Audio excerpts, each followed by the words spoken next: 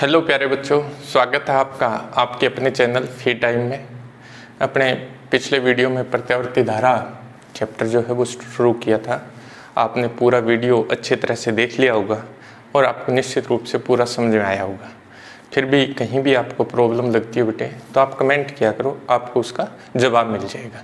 आज अपने बड़ा इम्पोर्टेंट पिछले वीडियो में अपने पढ़े थे बच्चे धारा, प्रत्यावर्ती धारा जो है उसका शिखर मान क्या होता है, उसका तात्क्षणिक मान क्या होता है और एवरेज वैल्यू क्या होती है। एवरेज वैल्यू को अपने 3 पार्ट में पढ़ा था बच्चे। पूरे चक्कर के लिए एवरेज वैल्यू 0 होती है बच्चे। धनात्मक अर्ध चक्र के लिए एवरेज वैल्यू 2Im/π होती है बेटा। ऋणात्मक अर्ध चक्र के लिए -2Im/π होती है। ये अपने पढ़ा था।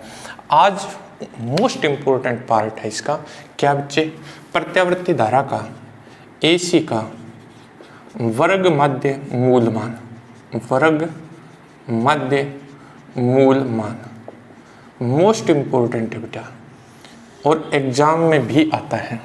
एग्जाम के साथ साथ जनरली ये बड़ी इंपॉर्टेंट चीज़ है। अभी अपने पहले निकाल मान ज्ञात करते हैं, फिर अपने बात करेंगे। AC का वर्ग मध्य मूल मान, इसको शॉर्ट में IRMS, सॉरी ऐसे राइट कर देते हैं बेटे, IRMS। I मतलब है करंट के लिए, R का मतलब है रूट, M का मतलब मीन, इसका मतलब है स्क्वायर।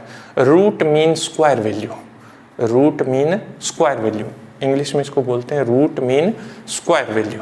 तो IRMS वैल्यू अपने को ज्ञात करनी है, वर्ग मध्य मूल मान ज्ञात करना है। वर्ग मध्य मूल मान का सिंपल सा अर्थ क्या है, अपने क्या करना है, प्रत्यावर्ती धारा का, प्रत्यावर्ती जो धारा है बेटा उसका वर्ग करना है। पहला काम अपने क्या करेंगे, उसका वर्ग करेंगे। फिर अपने उसका क्या ज्ञात करेंगे बेटा, मध्य ज्ञात करेंगे। दूसरे नंबर पे उसका क्या कर देंगे, मध्य ज्ञात कर देंगे। तीसरे नंबर पे उसका क्या ज्ञात करेंगे बेटा, वर्गमूल ज्ञात कर लेंगे। तो ये क्या हो जाएगा, वर्ग मध्य मूल मान इसको बोलेंगे। यानी प्रत्यावर्ती धारा परिपथ में प्रत्यावर्ती धारा के वर्ग के मध्य मान के वर्गमूल को, प्रत्यावर्ती धारा के वर्ग के मध्य मान के वर्गमूल को प्रत्यावर्ती धारा का क्या कहते हैं, वर्ग मध्य मूल मान कहते हैं। यानी सिंपल सा अपना स्टेप ये यूज करेंगे बेटा। पहला काम करेंगे अपने वर्ग करेंगे प्रत्यावर्ती धारा का, फिर अपने क्या करेंगे बच्चे, उसका मध्य ज्ञात करेंगे और तीसरा काम अपने क्या करेंगे, मध्य के बाद जो भी वैल्यू आएगी अपने पास उसका वर्गमूल ज्ञात कर लेंगे। अब देखिए बेटा, प्रत्यावर्ती धारा का तात्क्षणिक मान, तात्क्षणिक मान अपने पास होता है I Im sin ωt। ये प्रत्यावर्ती धारा का अपने पास क्या है, तात्क्षणिक मान है। किसी क्षण विशेष पर परिपथ में प्रत्यावर्ती धारा का जो मान है वो अपने पास है I Im sin ωt। अपने को क्या करना है बेटा, वर्ग करना है। वर्ग करने पर इसका क्या कर देंगे बेटा, वर्ग करने पर स्क्वायर करेंगे इसका जब स्क्वायर करेंगे तो अपने पास क्या आ जाएगा, I² अपने पास आ जाएगा Im² sin² ωt। ये अपने पास इसकी स्क्वायर वैल्यू आ गई। अब अपने क्या करेंगे, इसका मध्य ज्ञात करेंगे। मध्य ज्ञात करेंगे तो I² का बार लिखेंगे। I² बार अपने पास मध्य का तरीका वही, पूरे चक्कर के लिए इसका कुल मान कितना आ जाएगा स्क्वायर वाले का, और उस चक्कर में समय जो है यानी आवर्तकाल का उसमें भाग दे देंगे। यानी समाकलन 0 से t तक बेटा यह आ जाएगा I² dt अपॉन अपने पास आ जाएगा समाकलन 0 से t इंटू dt। इसमें अपने समीकरण नंबर 2 से I² की वैल्यू पुट कर देते हैं बेटा। समीकरण 2 से I² का मान रखने पर, यानी समीकरण 2 से मान रखने पर, समीकरण 2 से मान रखने पर, जब समीकरण 2 से मान रखेंगे अपने पास आ जाएगा I² bar is equal to आ जाएगा समाकलन 0 से t, ये अपने पास आ जाएगा Im² sin² ωt dt upon अपने पास आ जाएगा बच्चे समाकलन 0 से t dt। ये अपने पास आ जाएगा बच्चे Im² अपॉन अपने पास आ जाएगा t, इसका समाकलन आ जाएगा t। समाकलन अपने पास आ गया बेटा 0 से t, यह आ जाएगा sin² ωt dt। अब इसका समाकलन कैसे करें, इसका समाकलन करने के लिए अपने पास क्या है, डायरेक्ट फॉर्मूला इसका नहीं होता sin² ωt के समाकलन का। अपने को पता है बच्चे cos 2ωt जो होता है बच्चे वो अपने पास होता है cos² ωt minus sin² ωt। लेकिन अपने को किसके पदों में चाहिए बेटे, साइन के पदों में चाहिए। तो इसकी जगह अपने पास क्या होता है, 1 minus sign square omega T minus sign square omega T, ये अपने पास आ गया बच्चे 1 minus 2 sine square omega T. अपने को क्या चाहिए, साइन स्क्वायर ओमेगा टी चाहिए, तो अपने इसको ऐसे लिख देते हैं 2 sine square omega t is equal to 1 minus cos 2 omega t. पक्षांतर कर दिया, इसको इधर ले, इसको इधर ले गए बच्चे। अपने पास आ जाएगा sine square omega t is equal to आ जाएगा 1 minus cos 2 omega t upon क्या आ जाएगा 2 आ जाएगा। यानी ये वैल्यू जो है साइन स्क्वायर ओमेगा टी की, वैसे इसको दिखाने की ज़रूरत नहीं होती, मैं आपको बता रहा हूँ बेटा, क्योंकि आपको पता भी होगा कि कोस 2 ओमेगा टी की वैल्यू अपने पास ये होती है। इससे अपने पास क्या आ जाएगा, साइन स्क्वायर ओमेगा टी की वैल्यू आ जाएगी। Sine square omega t is equal to अपने पास आ गया 1 minus cos 2 omega t upon 2। ये वैल्यू जब अपने इसमें पुट करेंगे फिर अपने इसका समाकलन करेंगे बेटा। ये अपने पास आ गया बच्चे I square bar is equal to, ये अपने पास है क्या, I M square upon t, समाकलन अपने पास है 0 से लेकर टी तक। साइन स्क्वायर ओमेगा टी का मान है बच्चे 1 minus cos 2 omega t upon अपने पास आ गया 2 इंटू डी टी। अब जब इसका समाकलन करेंगे बच्चे, यहाँ तक मेरे को लग रहा है आपकी बात समझ में आ गई होगी बेटा। क्या किया आपने, ये तात्क्षणिक मान था बेटा, इसका वर्ग कर लिया आपने, ये एवरेज ज्ञात कर लें अपने। तो साइन स्क्वायर ओमेगा टी की जगह अपने क्या रख दिया बेटा, 1 minus cos 2 omega t upon 2 रख दिया। अब इसको आगे सोल्व करना है अपने को। इसको आगे सोल्व करेंगे अपने पास क्या आ जाएगा, इस 2 को तो बाहर ले लेते हैं बेटा। ये अपने पास आ गया I square bar is equal to I m का स्क्वायर अपॉन 2t। अपने पास जो समाकलन है बेटा, इसको अपने इस dt को अंदर मल्टीप्लाई कर दें, तो 0 से t तक समाकलन dt माइनस समाकलन 0 से t, ये अपने पास आ जाएगा बेटा कोस 2 ओमेगा टी dt। इसका समाकलन अपने को करना है बेटा। ये अपने पास आ जाएगा बच्चे I M square upon 2t, dt का समाकलन होता है बेटा t, लिमिट 0 से t, माइनस कोस का समाकलन होता है बेटा साइन, तो यह आ जाएगा sine 2 omega t upon 2 omega, limit अपने पास आ जाएगी 0 से t। ये अपने पास आ गया बच्चे आई एम का स्क्वायर अपॉन 2t, यह आ जाएगा capital T minus 0 capital T minus 1/2 omega, यह आ जाएगा बेटा sine 2 omega capital T minus sine 0। Omega t होता है बेटा 2 पाई, omega t is equal to क्या होता है 2 पाई। पीछे किया था ना बेटा, पिछले वीडियो में अपने किया था उसको याद करने के लिए। तो omega t is equal to अपने पास होता है बच्चे क्या 2 पाई। तो इसकी जगह अपने 2 पाई रखेंगे तो ये क्या हो जाएगा साइन 4 पाई आ जाएगा। मतलब I square bar is equal to अपने पास आ जाएगा आई एम का स्क्वायर अपॉन 2t, यह आ जाएगा t माइनस 1/2 ओमेगा, ये अपने पास आ जाएगा बच्चे क्या sine 4 pi minus sine 0। Sine 4 pi जो होता है बेटा उसकी वैल्यू भी 0 होती है, साइन 0 की वैल्यू भी 0 होती है। तो ये पूरा पद क्या हो जाएगा 0 हो जाएगा। अपने पास आ गया बेटा I square bar is equal to I m का square upon 2t into capital T, ये 0 हो गया बेटा। t से t कैंसिल हो जाएगा बच्चे, यानी अपने पास क्या आ गया I square bar is equal to आ गया बच्चे अपने पास आई एम का स्क्वायर बटा 2। अपने 2 काम कर दिए, 3 काम करने थे बेटा, क्या वर्ग, माध्य और वर्गमूल। पहला काम तो वर्ग का किया था, फिर अपने क्या कर दिया माध्य का कर दिया, ये मध्य मान आ गया। अब अपने क्या करेंगे इसका वर्गमूल ले लेंगे। वर्गमूल लेने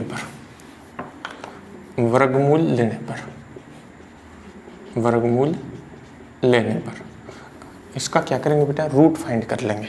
जब रूट फाइंड करेंगे तो अपने पास आ जाएगा बच्चे आई स्क्वायर बार इसका अंडर रूट बराबर आ जाएगा under root I M square बट्टा 2। इसको लिखा जाता है बेटा IRMS। ये रूट मीन स्क्वायर वैल्यू है, इसको क्या लिखते हैं बेटा IRMS लिखते हैं। तो IRMS इज इक्वल टू अपने पास आ गया बेटे IM बट्टा अंडर रूट 2।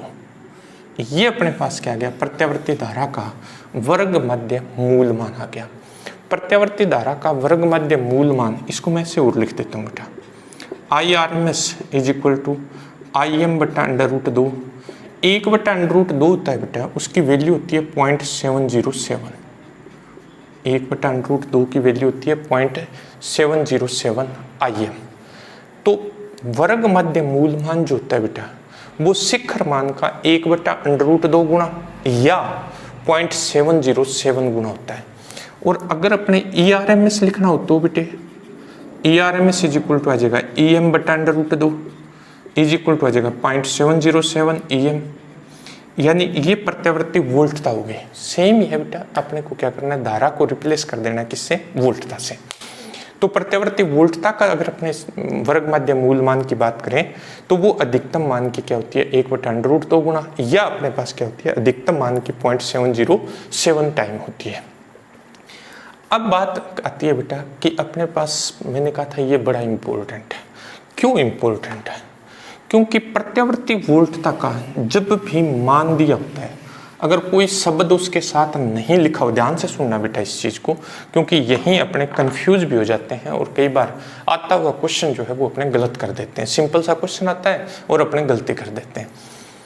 यदि प्रत्यावर्ती धारा लिखा हुआ है या प्रत्यावर्ती वोल्टता लिखा हुआ है, सिर्फ प्रत्यावर्ती धारा या प्रत्यावर्ती वोल्टता लिखा हुआ है, जैसे 10 एम्पियर लिख दूं बेटा, इसको 220 वोल्ट लिख दूं, सिर्फ प्रत्यावर्ती धारा और प्रत्यावर्ती वोल्टता लिखा हुआ है, तो ये उसका वर्ग मध्य मूल मान होगा।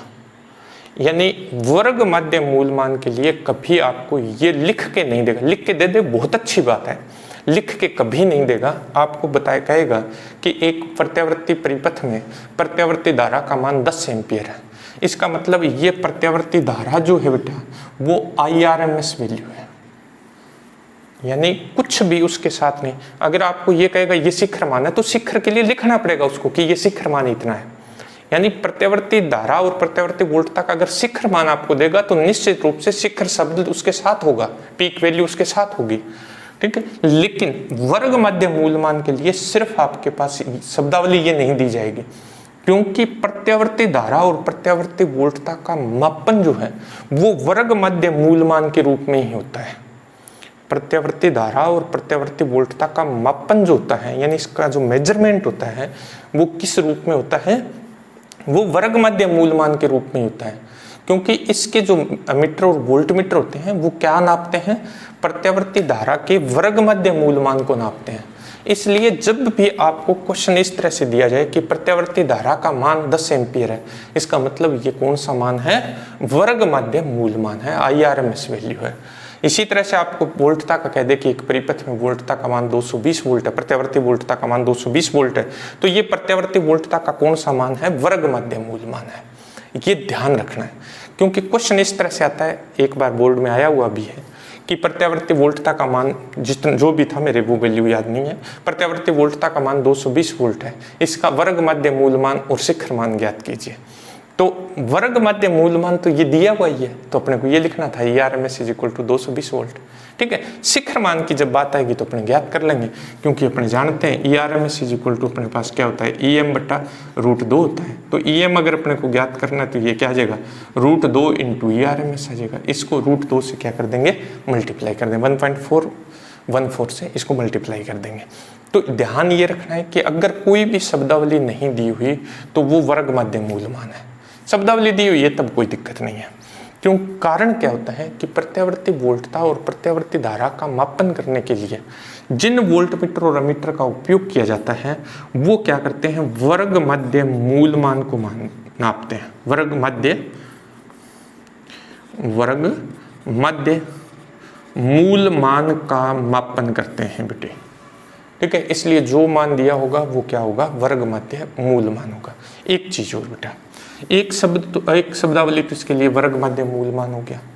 एक इसको क्या बोलते हैं बच्चे, कई बार इसको आभासी मान भी कहते हैं, आभासी मान, वर्चुअल वैल्यू, ठीक है। आभासी मान, वर्चुअल वैल्यू भी इसको कहा जाता है। तो इसको IV या फिर EV, IV मतलब करंट के लिए और EV मतलब वोल्टेज के लिए, आभासी मान। इसको प्रभावी मान भी कहते हैं। वर्ग मध्य मूल मान जो होता है इसको प्रभावी मान, प्रभावी मान के लिए I इफेक्टिव लिखेंगे बेटा, E इफेक्टिव लिखेंगे, ठीक है, यानी ये अपने पास तीनों नाम है इसके। वर्ग मध्य मूल मान ज्यादा चलता है बेटा, इसलिए इसकी जिक्र कर रहे थे अपने, लेकिन इसको आभासी मान भी कहा जाता है और इसको प्रभावी मान भी कहा जाता है। एक बड़ी इंटरेस्टिंग चीज देखिए बेटा कि प्रत्यावर्ती धारा और प्रत्यावर्ती वोल्टता का मापन जो है, प्रत्यावर्ती धारा और प्रत्यावर्ती वोल्टता का मापन जो है वो दिष्ट वोल्टमीटर और अमीटर से नहीं किया जा सकता। यानी दिष्ट धारा के मापन में, धारा तथा वोल्टता के मापन में, वोल्टता के मापन में जिन अपने अमीटर और वोल्टमीटर का उपयोग करते हैं, वोल्टमीटर का उपयोग करते हैं, अमीटर तथा वोल्टमीटर का उपयोग करते हैं किसके लिए? दिष्ट धारा के मापन के लिए। वही अमीटर और वोल्टमीटर जो है वो AC को नहीं नाप सकते, AC को नहीं नाप सकते। ये कारण क्या है? कारण ये होता है बेटा कि ये जो DC को नापने वाले अमीटर और वोल्टमीटर जो होते हैं ये धारा के औसत मान पर आधारित होते हैं, यानी ये एवरेज वैल्यू को फाइंड करते हैं, औसत मान मापते हैं। इनमें हमेशा अपने पास क्या आती है? एवरेज वैल्यू आती है बेटा। यानी अमीटर और वोल्टमीटर जो होते हैं, जो अपने लैब में काम में लेते हैं, प्रयोगशाला में काम में लेते हैं, आपने व्यूहमापी का प्रैक्टिकल करना है या आपने अमीटर मीटर की सहायता से ओम के नियम का अपने सत्यापन करना है, वो अमीटर और वोल्टमीटर जो है उससे अपने AC का मापन नहीं कर सकते। सिंपल सा ये मतलब है। कारण ये होता है कि वे धारा के औसत मान को नापते हैं और प्रत्यावर्ती धारा का औसत मान और प्रत्यावर्ती वोल्टता का औसत मान क्या होता है? 0 होता है, तो वो मापन कर ही नहीं पाएंगे। सिंपल सा मतलब ये हो गया, मतलब उनकी सुई जो है वो 0 पे रहेगी। तब इसके लिए AC के मापन के लिए, AC के मापन के लिए किसका उपयोग किया जाता है? AC के मापन के लिए बेटा तप्त तार अमीटर तथा वोल्टमीटर का उपयोग किया जाता है। तप्त तार अमीटर और वोल्टमीटर का उपयोग जो है वो AC के मापन में किया जाता है। तप्त तार अमीटर और वोल्टमीटर जो होते हैं, देखिए ये DC वाले अमीटर और वोल्टमीटर जो होते हैं, इनके अंदर आपने देखा होगा, इनके अंदर जो पैमाना होता है बेटा, उस पैमाने में अपने पास 0, 1, 2, 3, 4, 5, 6 यानी इक्वी स्पेस्ड होते हैं। ये खाने जो बने होते हैं वो इक्वल स्पेस्ड होते हैं, यानी समान अपने पास दूरी पे इस तरह से पैमाना तैयार होता है। लेकिन तप्त तार अमीटर और वोल्टमीटर जो होते हैं बेटा, इनमें इस तरह का मापन नहीं होता, इनमें इस तरह का पैमाना नहीं होता। इनमें क्या होता है बेटा? इनमें अपने पास इस तरह की स्थिति होगी, 0, फिर 1, फिर अपने पास गैप बढ़ता जाएगा। इनमें गैप जो है वो क्या होता जाएगा? बढ़ता जाएगा। कभी अगर आप मल्टीमीटर, एनालॉग मल्टीमीटर अगर आप देखें तो उसमें आप ध्यान से देखेंगे तो आपको इस तरह का पैमाना मिलेगा जिसमें गैप जो है वो बढ़ता जाएगा। क्योंकि ये क्या है कि तप्त तार अमीटर जो है वो किस पे डिपेंड करता है बेटा? तप्त तार। फिर वही बात आके अपने पास ये क्या करता है? तपत किससे होता है? जब ऊष्मा उत्पन्न होती है, और ऊष्मा जो होती है बेटा वो I² या V² के समानुपाती होती है, क्योंकि ऊष्मा जो उत्पन्न होती है वो I² RT होती है, ठीक है, या V² अपने पास इसके पदों में भी अपने लिख सकते हैं, V² T/R के रूप में भी अपने इसको रिप्रेजेंट कर सकते हैं। तो ये जो है तप्त तार अमीटर और वोल्टमीटर से इसका मापन किया जाता है। किससे मापन नहीं कर सकते? जो DC के लिए अमीटर और वोल्टमीटर अपने काम में लेते हैं उससे अपने इसका मापन नहीं कर सकते। तो ये था बेटा प्रत्यावर्ती धारा का वर्ग माध्य मूल मान। मोस्ट इंपॉर्टेंट है, याद अपने को ये रखना है बच्चे कि जब भी अपने को धारा की वैल्यू दे रखी हो, वर्ग माध्य मूल मान दिया हुआ हो, तो वर्ग माध्य मूल मान का मतलब जब भी प्रत्यावर्ती धारा या वोल्टता दी हुई हो उसके साथ कुछ भी नहीं लिखा हो तो उसका मतलब ये है कि वो कौन सा मान है? वर्ग माध्य मूल मान है। अगर शिखर मान की वैल्यू है तो वो शिखर शब्द लिखना पड़ेगा, फिर कहीं कंफ्यूजन नहीं होगी, क्योंकि वो शिखर शब्द लिखेगा तभी अपने को पता लगेगा कि ये शिखर वैल्यू है, ठीक है। तो कंफ्यूज मत होना कि मान नाम दिया हुआ नहीं था या दिया हुआ है तो बहुत अच्छी बात है, नहीं दिया हुआ तो भी किसी तरह की कोई समस्या अपने पास नहीं आनी चाहिए। तो ये था बेटा अपने पास क्या? प्रत्यावर्ती धारा का वर्ग माध्य मूलमान या प्रत्यावर्ती वोल्टता का वर्ग माध्य मूलमान। इस पे क्वेश्चन निश्चित रूप से आता है बेटा, या तो कोई शॉर्ट आंसर टाइप क्वेश्चन आ जाता है या फिर अपने को क्या कर देता है, इस तरह की वैल्यू दे देता है कि शिखर मान इतना है, वर्ग माध्य मूलमान ज्ञात कीजिए, या मैंने अभी बताया था कि परिपथ में इतनी धारा बह रही है, इसका वर्ग माध्य मूलमान और शिखर मान ज्ञात कीजिए। इस तरह के क्वेश्चन इसमें से पूछे जाते हैं। तो ये अपने पास बड़ा ही इम्पोर्टेंट टॉपिक है, क्योंकि इम्पोर्टेंट इसलिए है कि अपने पास प्रत्यावर्ती धारा पढ़ रहे हैं और प्रत्यावर्ती धारा का मापन जो है वो किस में किया जाता है, वर्ग माध्य मूलमान के रूप में किया जाता है। तो ये अच्छी तरह से अपने को टॉपिक करना है बेटे। वीडियो को पूरा देखना बेटा, फिर भी अगर आपको कहीं कोई प्रॉब्लम लगे तो आप मेरे को कमेंट करना, आपको उसका सॉल्यूशन मिल जाएगा। वीडियो को एकदम अच्छी तरह से पूरा देखेंगे तो अच्छी तरह से आपके समझ में आएगा। वीडियो को बच्चे शेयर करना, चैनल को सब्सक्राइब करना। थैंक यू बेटे।